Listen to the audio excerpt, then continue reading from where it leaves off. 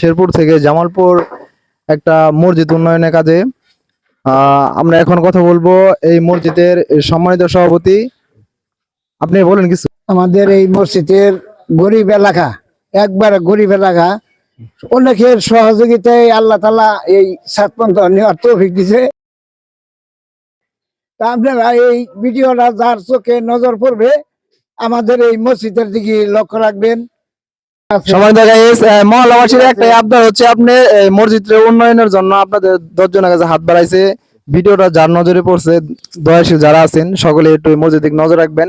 এই মহল্লাটা অনেক গরিব, আপনাদের সকলের প্রতি হাত বাড়াই দিলাম। ভাই আপনি কিছু যদি বলেন। আমাদের এই মসজিদে দীর্ঘ 2 বছর যাবত কাজ চলতেছে। কিছু কাজ চলার পরে আমাদের মসজিদের ফান্ডের টাকা যা ছিল সব শেষ হয়ে গেছিল। হয়ে যাওয়ার পর অনেকজনে কিছু সিমেন্ট দিছে, রড দিছে, দেওয়ার পরে এখন আবার ওই যে ছাদের নাকি যদি কিছু বলেন।